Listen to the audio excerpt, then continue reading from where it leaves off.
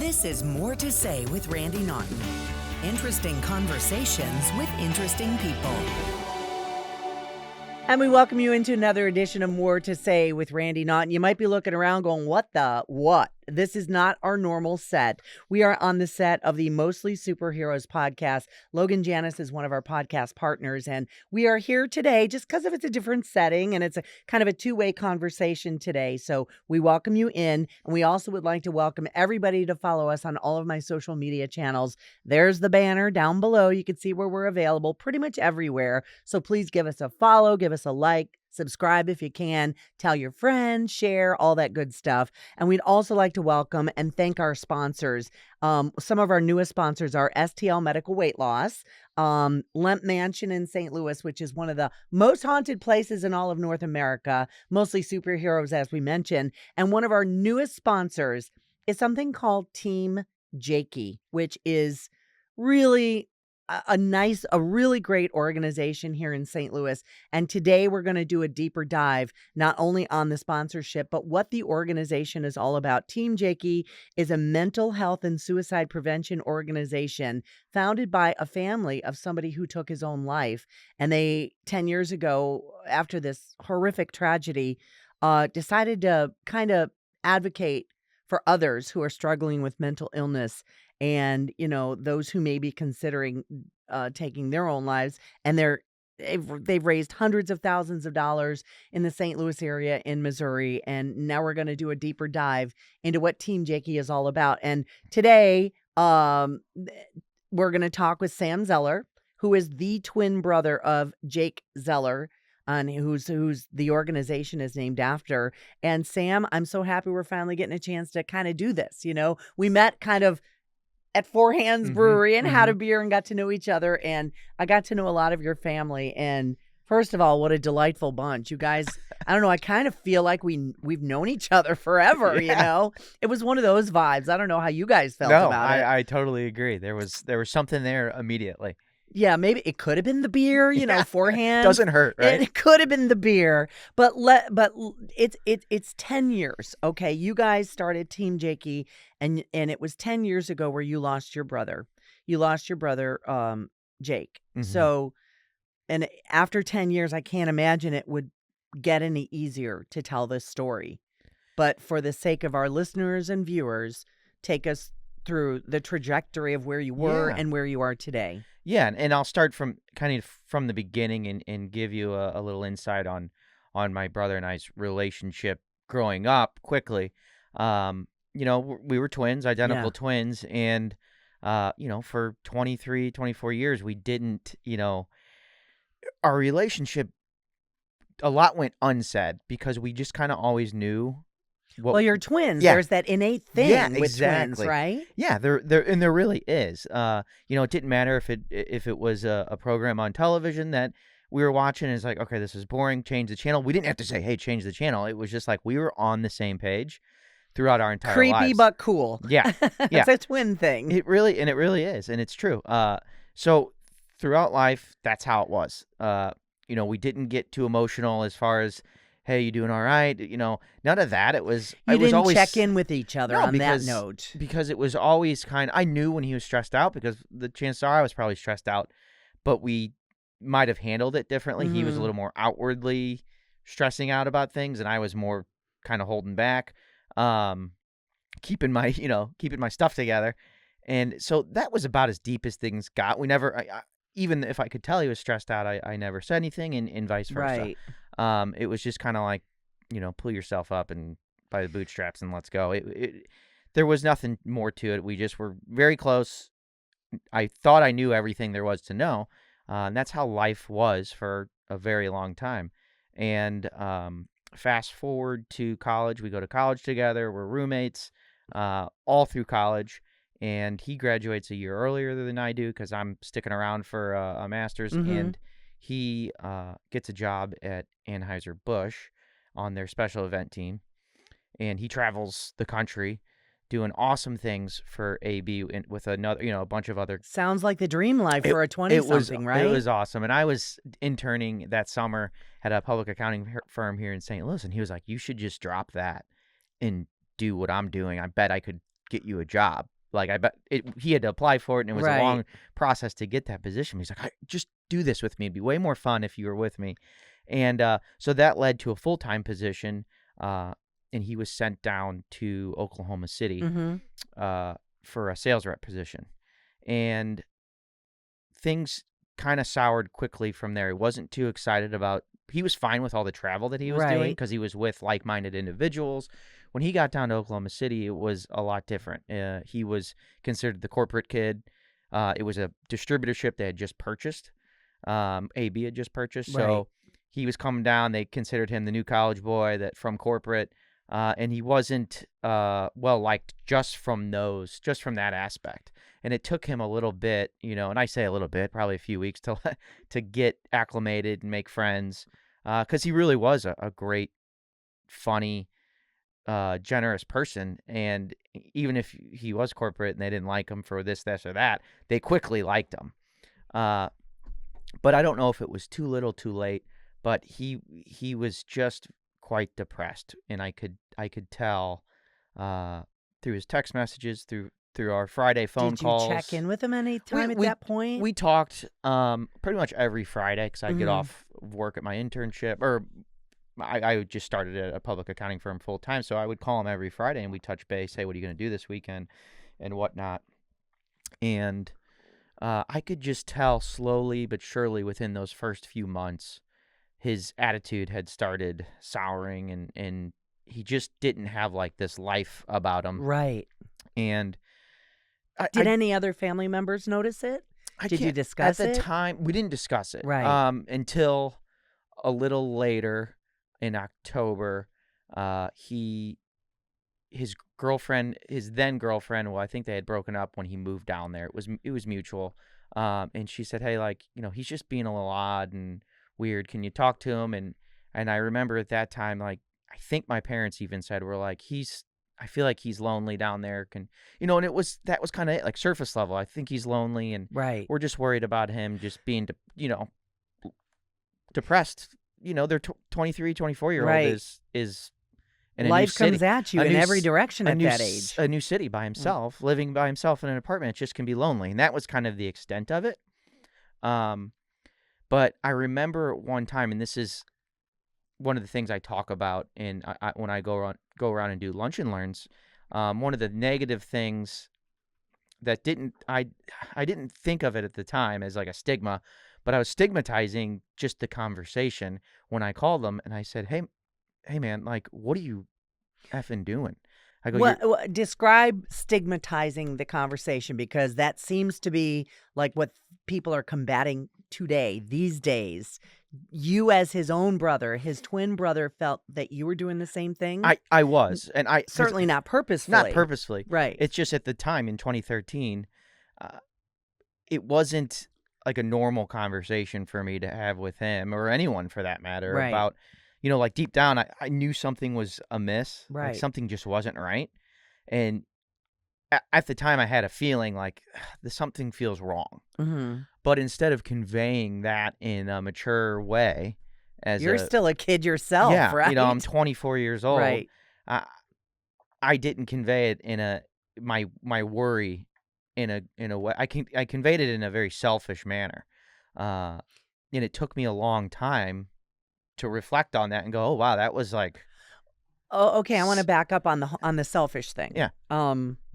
Is that a guilt thing? Is to this day? It's not, because you mentioned it as selfish on your part. It was selfish in the sense that I was making the phone call to get him to stop acting strange or depressed, because, hey, it's upsetting mom and dad. You felt as though your efforts were going and there was no result. I felt like it was stop acting weird so I don't have to hear about it, and so I don't have to worry. Gotcha. It was centered around how I felt. Like, you're making me feel uncomfortable because I was subconsciously, not even subconscious, I was worried about him, but I didn't want to worry about him. So I wanted him to stop. And I just said, hey, will you stop effing acting strange? Dude, I don't have time for this. I got a job. Verbatim. I said, will you stop effing acting strange? I was like, you're making mom and dad worry. Like, what are you doing? And it's like. What was his reaction when you said that? Not much. But Oh, I remember the exact situation and what he was in at the time. He was taking a bath. He's like, I don't know, I'm just taking a bath. Like, what's wrong? And I'm like, you don't take baths. Why are you taking a bath? Like, that was and it doesn't seem like much of a red flag, but it was a red flag Right, to but me. for somebody who doesn't take baths. I was like, you've literally never made the voluntary decision to take a bath, let alone in an apartment that you've been in like 2 weeks. Like, yeah. I wouldn't even feel comfortable taking a bath in there. And he's taking a bath, and I'm like, will you stop? Like, that, you're being weird. Did he get mad at you for that? He didn't get mad. He didn't really say much. Right. And I think at the time I could tell he had sounded like he had been crying. And I didn't acknowledge that, and I didn't want to acknowledge that because that would have been even more uncomfortable. It was just a conversation him and I had never. So did you feel like it would have triggered him more had you brought it up? I don't know. I don't think. I think if it had triggered him more, I think my response, had I been smarter and more educated on how to handle those situations at the time, I think the decision on our part would have been a lot easier. My conversation with my parents would have been easier and more concise. It would have been, hey, I am worried about him. I think we should just go down there and go get him. Right. No job is worth being alone. You know, I mean, if I knew what I know now, not him dying part, just the education on how to handle situations similar to that, I think I would have just said, let's go down there and go get him. So we had that conversation. Again, it wasn't much of a conversation. It was me kind of just scolding him for being odd and making me quit being a doofus. It's brother talk, right? Yeah. It was like, hey, stop it. You know, and that conversation I bet happens all the time now. Yeah. People that don't know how to handle, like, you should be better than this, or, you know, this shouldn't be a conversation we should have. It's not that stressful. There's all these things people say. People have it worse. You know, you don't have it that bad. There's all these things people say, and this was right in there with that attitude. Right. I just didn't realize it at the time. I really, you know, when we got done with that conversation, I was like, okay, whatever. So fast forward a month, and we're going down there for Thanksgiving because he's not off for Thanksgiving. I don't know, I'm long-winded here with this story, but I think it's all important to absolutely to lay it out and to see how things kind of went. Right. So we visit him on Thanksgiving because he doesn't have off. So it's just my parents and I. And we're down there, and it was a great weekend. Him and I went out and got beers, hung out. It was like his old self. I had no worries. I went into it thinking like, man, I'm kind of worried about him. I hope he's doing better. I hope he's had more friends. And he did. He checked all these little things I kind of had worried in my head that I didn't talk about. He was checking all these boxes, like, okay. And you felt better being there and seeing him that way. Yeah. But even then, even though I felt better, I asked him this one question. When we're watching the Auburn-Alabama football game down there. And I got up to go to the bathroom, and as I walked by him, I just stopped, and I think my parents were busy doing something, and I said, hey, you would never screw me over, right? And with no context, he looked at me, and he's like, no, what are you talking about? No. And I'm like, okay. And I don't know why I said it. Like, I don't know if it just, like, came out of me. But I never really gave it much thought until. So you didn't have a definition of screw me over in your mind at that moment? No. Okay. I don't think so. I mean, there might have been a portion of me that was at that time considering. Like a roundabout way of saying you're not going to do anything to hurt yourself. That was your roundabout way of doing that. But even then, I mean, I just don't know if that was a full thought of mine because I was so shocked when we got the news. So I don't know. I still don't know. I just said it, and I don't really know. And he, that was his answer. Like, no, what are you talking about? And that was it. So we left Thanksgiving that weekend and headed for home. And I was like, Mom and Dad, I feel way better about him being down there. I think he's making friends. I met a few of them. I went to work with him on that Black Friday because he still had to work. And I went to all his stops. It was a fun weekend.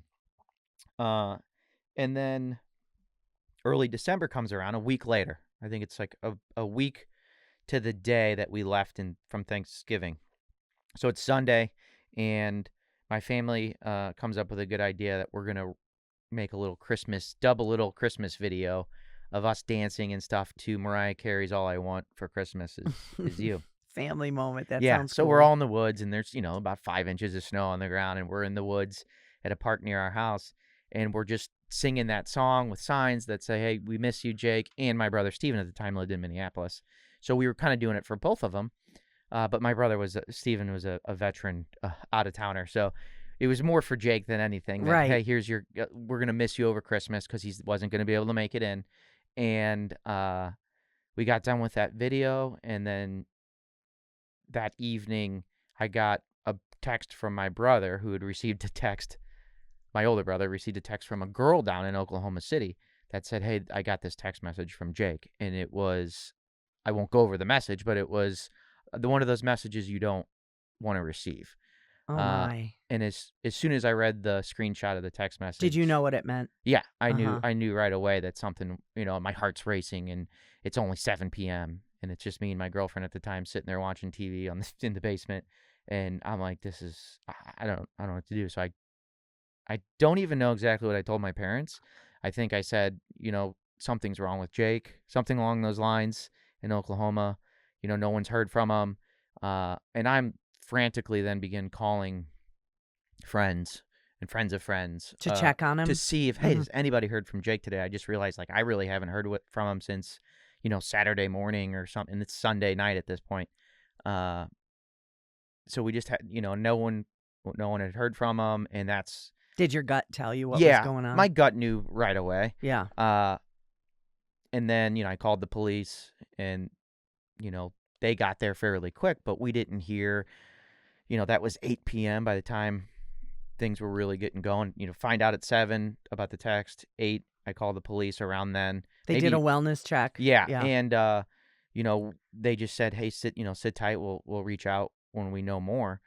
And because the door was locked, they got to his apartment, the door's locked, Right. and he's not answering. And one by one, like my extended family, my cousins, my aunts, my uncles are slowly showing up, waiting. It's 1 p.m. or 1 a.m. 1 a.m. 1 a.m. at this time, and my phone finally rings, and it's a detective with Oklahoma City, or wherever city he was in Oklahoma at the time, and with the news, and I handed the phone to my dad, and that was it. It was one of the most horrible.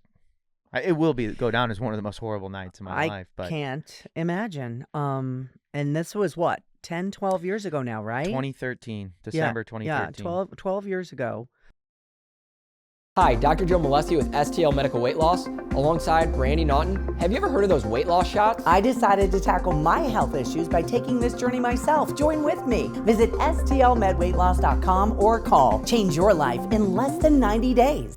Hey, it's Randy. If you or someone you know is struggling with their mental health, there is help. You can reach out for that help immediately by calling the 988 Suicide and Crisis Hotline. You can chat with them, you can text with them, or talk to them on the phone 24/7, and it's all confidential. Now, Team Jakey is a local organization in the St. Louis area working tirelessly to help others who are struggling with their mental illness. This family knows all too well the devastating effects of losing a loved one to suicide, so they want to help.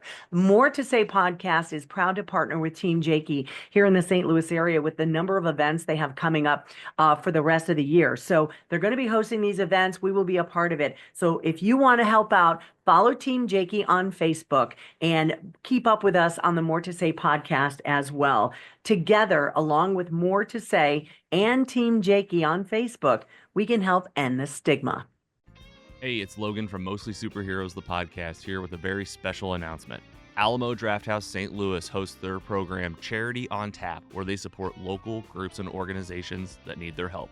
Next up on Charity on Tap at Alamo Drafthouse St. Louis is Team Jakey, End the Stigma. Team Jakey has been ending the stigma in the St. Louis area for over 11 years, helping advocate for mental health resources and support, and partnering up with groups like the American Foundation for Suicide Prevention Missouri and Provident Behavioral Health in St. Louis. And it's not just Alamo Drafthouse teaming up. We, of course, have our friends Four Hands Brewing Company helping us out as well. Beginning April 1st at Alamo Drafthouse St. Louis, for every Four Hands citywide American Pale Ale purchased, $1 will be donated to Team Jakey to help support their mission to end the stigma. This awesome collaboration that runs from April 1st through June 30th. So go get you a citywide at Alamo Drafthouse and support Team Jakey. The first 100 patrons will receive a prize pack, a limited edition koozie, and sticker pack, and more. Big thank you to Alamo Drafthouse St. Louis for their generosity with Charity on Tap, and Four Hands Brewing Company for helping out with the cause as well. You can learn more about Team Jakey on Facebook and at mostlysuperheroes.com/Team Jakey. You can also see our event details, learn more about that at mostlysuperheroes.com/events. That's mostlysuperheroes.com/events. Hey, it's Logan from Mostly Superheroes, and we're teaming up with Team Jakey and Four Hands Brewing Company to bring you some awesome community events. Free-to-play TV and film trivia bingo. Thursday night, April 24th. Mark your calendars, come out to Four Hands Brewery, downtown location. Doors open at 5, bingo from 6 to 9. Play solo or with a team, and have a good time with Team Jakey, Mostly Superheroes, some surprise guests, and amazing prizes from all your favorite local businesses like Steve's Hot Dogs, Four Hands Brewing Company, The Royale Food and Spirits, The Gramophone, The Voltron Store, City Winery, St. Louis, and many more. We'll see you Thursday night, April 24th. Come out for TV and film trivia bingo and find all of our event information at mostlysuperheroes.com/events. And I can't imagine it gets any easier to tell that story. No. I mean, you told it easily, but Yeah. how do you feel telling it still?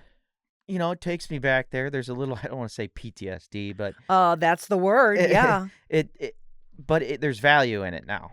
And I used to Yes. ignore, like last year, the year before, I did a lunch and learn for the first time, and I was asked to talk at a construction company here in St. Louis, and I said, all right, well, what am I going to, what do you want me to talk about? And they said, your experience or whatever. If you got slides, talk about, suicide prevention. And I said, I want to do something different and not just put slides of statistics up there. And Right. I go, I think there's more I can maybe offer. And I kind of reflected in preparation for that webinar, that talk. I kind of wrote down the events, kind of what I just talked about. You made it personal. I wrote it down, and I started thinking, what were the facts and circumstances? What was the timeline? And it was this big reflection on, that I hadn't done in 10 years. So it, I don't want to say broke me, but it wrecked me that morning. Oh, I can imagine. Because I prepared for it the morning of, but I'm good at that. Were you always late with your homework? Really? Yeah, but got the A. Okay, good. And I'm preparing for it that morning, and I was like, holy cow, am I going to be able to do this? Right, but you got through it. And now these are construction people. Mm-hmm. What was their response to your personal account? There were people in the room crying, and, and they weren't all laborers by any means, but, there were 50 people, 40 people in the room, and then whoever else was watching it on the Zoom or however else they were watching it. And even if you just get one person, yeah, you don't need a whole room of people. It's No. if you could get 49 people sleeping, and that one person that gets something out of it, it's worth it right then and there. But at that point, my uncle Mike watched. He showed up at that construction company and watched. He's like, "Can I come see you do this?" And he was like, we got to keep doing this. He goes, that was And this is how Team Jakey was born. Yeah, not necessarily born, because it was after my brother. So my sister actually started it. Yeah. Founded it the summer after Jake. She's like, hey, there's this AFSP, American Foundation for Suicide, has a walk in St. Louis, and we should make a team. Team Jakey. She came up with Team Jakey, and we raised like $20-something thousand that first year, just on word of mouth, and hey, would you like to donate in memory of Jake? And it went off that year. And then we had a cornhole tournament that year, and that was just to raise a little bit of money for that Team Jakey AFSP walk, and it kind of blossomed from there. We made $2,400 at our first cornhole tournament. I want to know, has anybody addressed you personally, or anybody in your family or on Team Jakey, who said, you made a difference, you changed my mind about what I was planning on doing?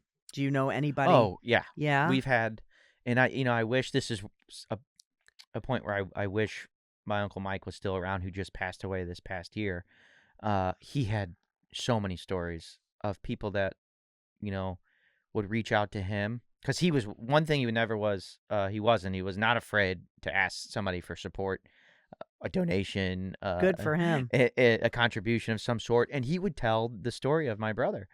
And he was so good and eloquent in telling that story, and the emotion on his face when he told it, that he really touched people when he told it. And I don't know if it's just how many people are affected by mental health and suicide personally, or, I mean, it's a numbers game too. So he was just out there, and he had so many people that he'd come back to us and say, hey, I have a new story about this lady reached out to me and said that her niece or her daughter was, contemplating blah, blah, blah. And they talked to her, and those stories are more and more frequent now.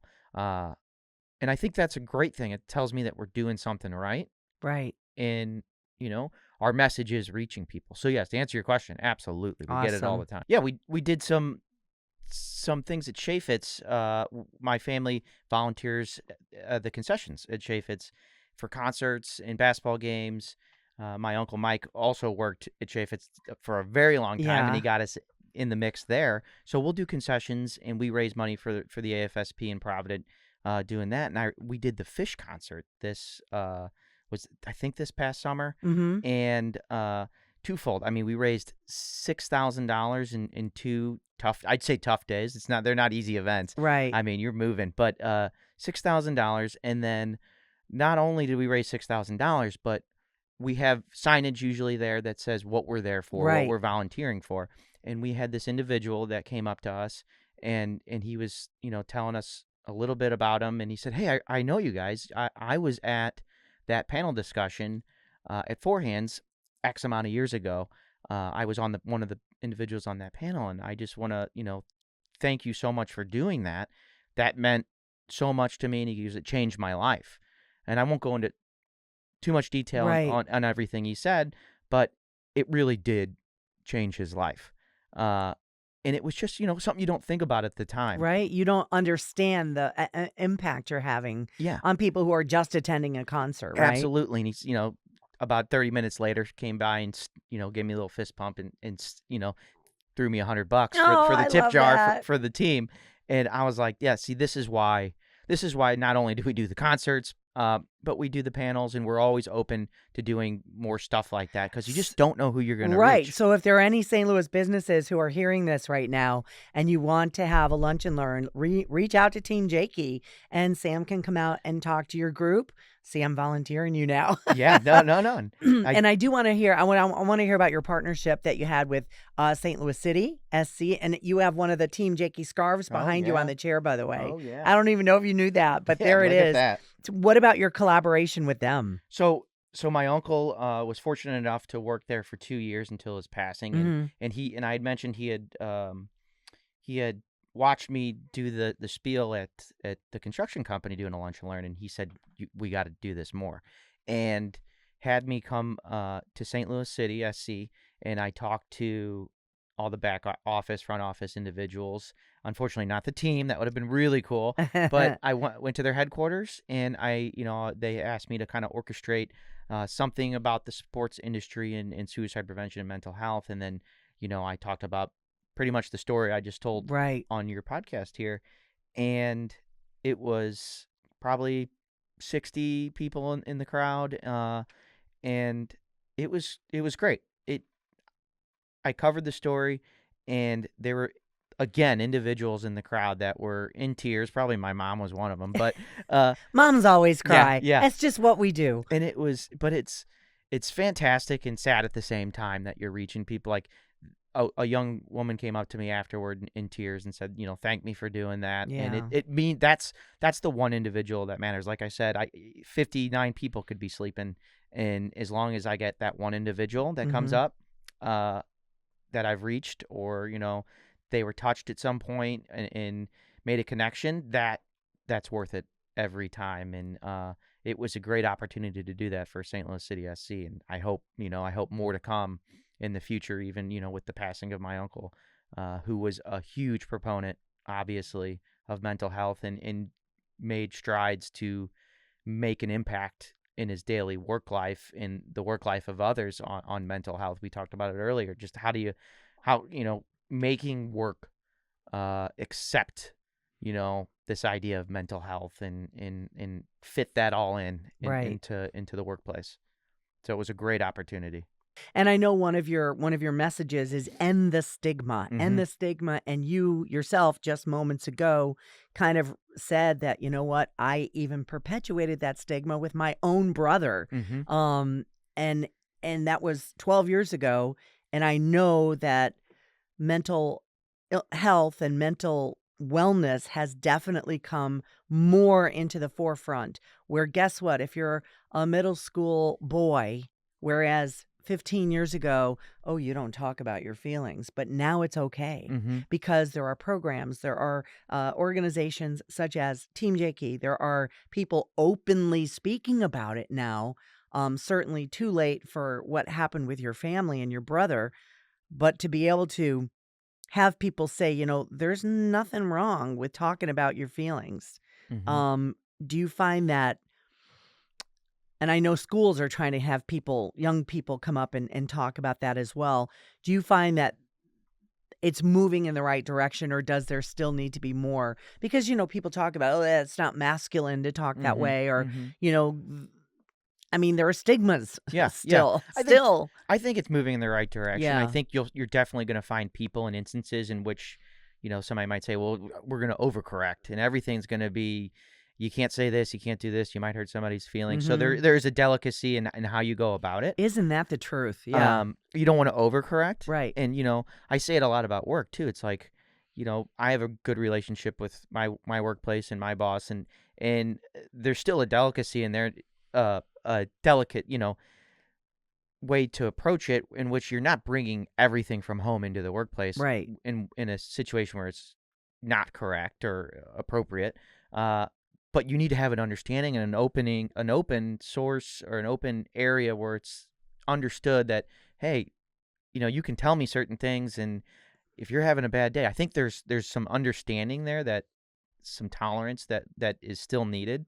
Yeah. Surely not at my workplace, but definitely many Hey, coming workplaces. from the news business, I saw it every day, Yeah. even today, even though we could be sitting there reading a story about mental health and wellness and illness and all that stuff. And, the person in the next cubicle was struggling, and sometimes you didn't know Yeah. because the other person was too busy doing their work. So, knowing what you know now, with your experience that you've had based on the stigma that you perpetuated, Mhm. are you in a better place of understanding now, or do you still have more to learn as I, a family member of somebody who took their life? I'm sure there's more to learn. I think I'm learning every day in conversations like this. Right. Every day I'm learning something, but it, I'm in a much better place. But when you say, perpetuating the stigma, I wasn't even just doing it in my conversations with my brother. I was doing it years and years later with my own mental health. And I think that is another tricky thing. Really? It's like people assume, okay, you're with Team Jakey, your brother did this, like you got to, you're out there and you're really open about everything. No, I struggled with my own mental health and the hypocrisy of raising awareness and funds, and then kind of pushing my own mental health to the side in fear of. Please tell me you prioritize it now. Yes, Okay. absolutely. I mean, I'd quit my old job as one of the main drivers. There's not always drivers, but a lot of the times you can find a driver of your Right. unhappiness, your depression, your anxiety. And I isolated what was kind of put me over the edge, in what I would call like a danger zone or a high crisis, Uh-huh. risk. And I got out of that situation, but it took me a long time to come to terms with that and make that scary decision to say, all right, I'm going to stop doing this very secure job. Prioritizing your own mental health. And But because you've gotten to that place, let's be clear. We are all still a work in progress. We are all still a work in progress. Even though I've been on this earth for 60 something years, I can still learn something every day. I can still improve on something every day. I can still put my own mental health first Mm-hmm. on certain days and understand when to dial it back. And I think that's what people need to understand. And I think that's some things that people need to learn. It's okay to be broken on certain days because we're human. We do it no matter what the age. But to understand that we're all a work in progress, and this is not where our progress ends, because day to day, it might be better. Mm-hmm. We strive to make it better.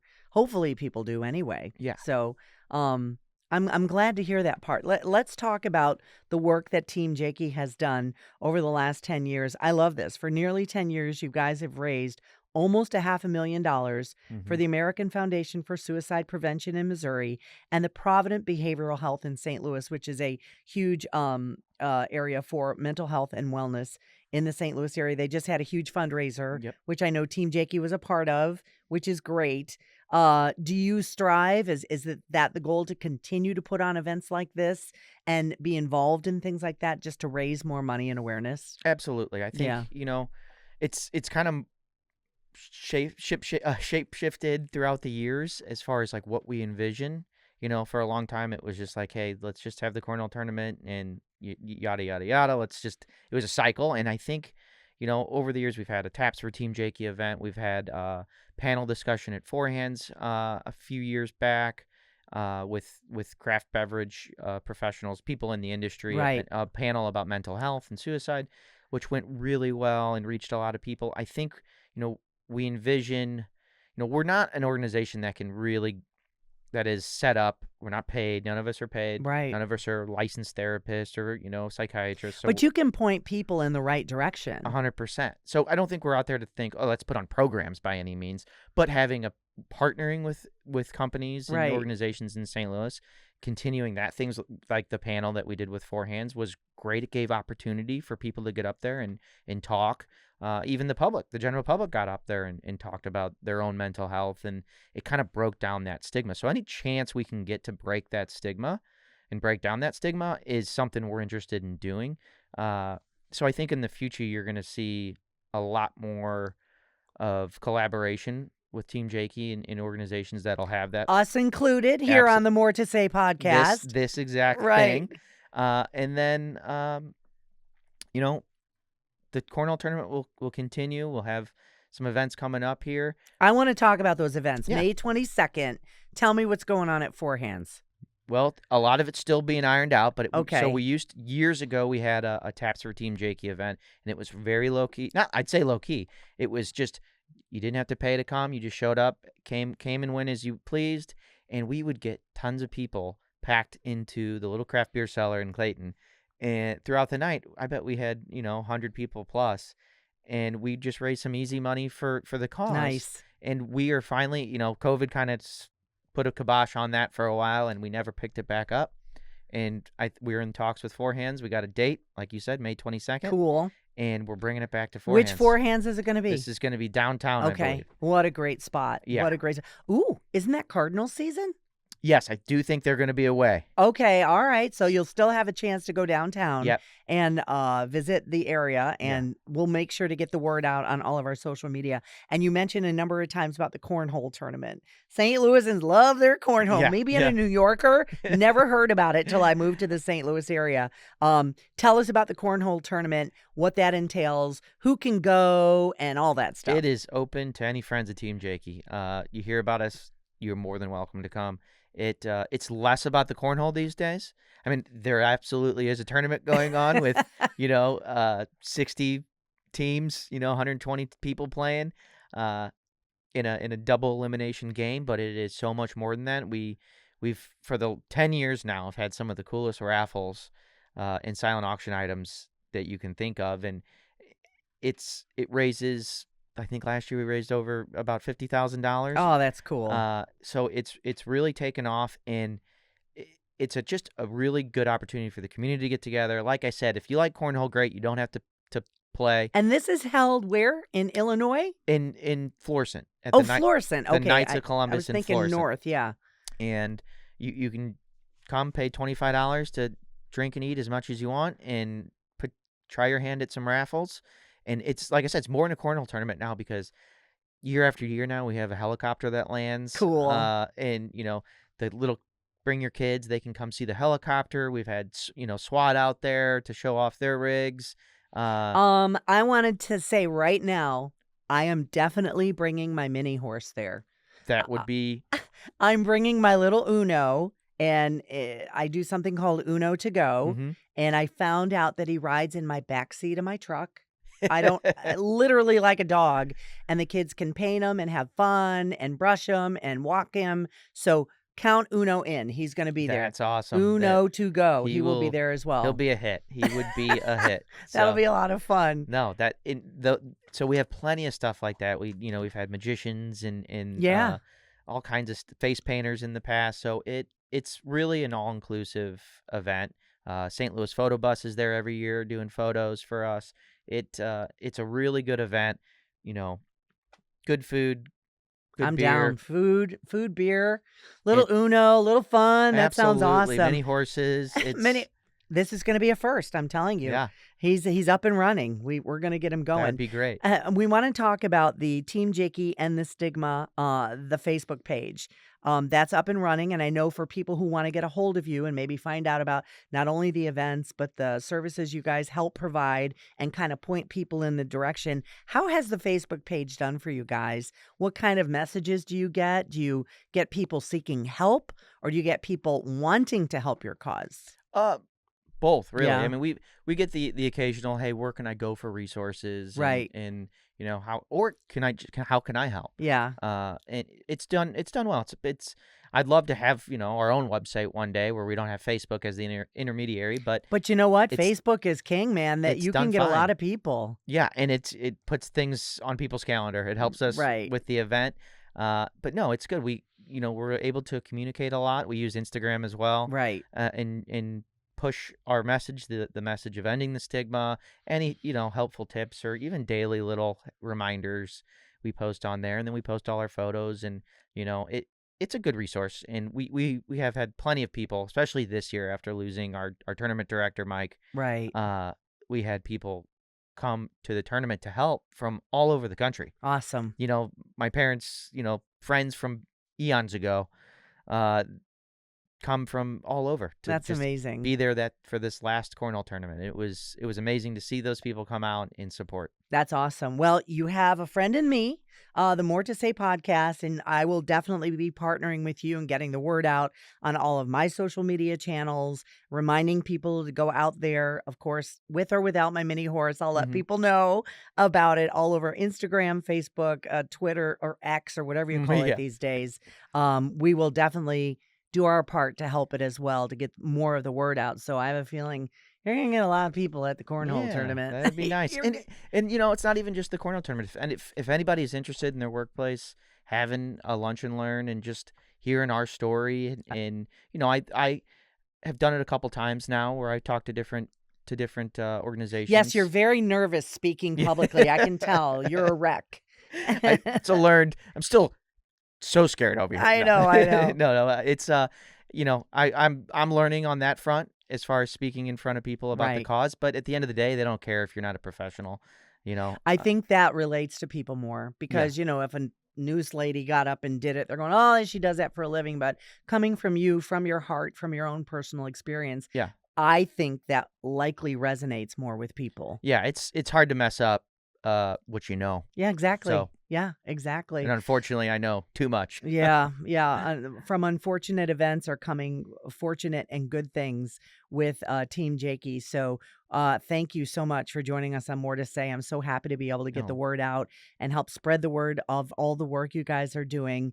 You're turning tragedy into something more positive for other people, which is great. Your family, like I said, we sat over beers for a half an hour one time about a month ago. And I'm like, oh my God, I connected with everybody in the family. I just thought it was so great. No, that's amazing. I love it. Thank you so much. Yeah. So Sam, thank you so much for joining us on More to Say. Team Jakey-End the Stigma. find them on Facebook, follow them, follow all the dates, all the events, and you'll be following me on social media too. All the icons for my social media channels are down below. Please follow me, and I will make sure you know about every event going on with Team Jakey. Thanks so much for joining us. We appreciate it. And we want to thank all of our sponsors as well. Of course, STL Medical Weight Loss, the Lemp Mansion, Team Jakey, and of course, the Mostly Superheroes podcast with our podcast partner and producer, Logan Janis. Until next time. This has been More to Say with Randy Naughton. Interesting conversations with interesting people. Be sure to like or subscribe wherever you get your podcasts.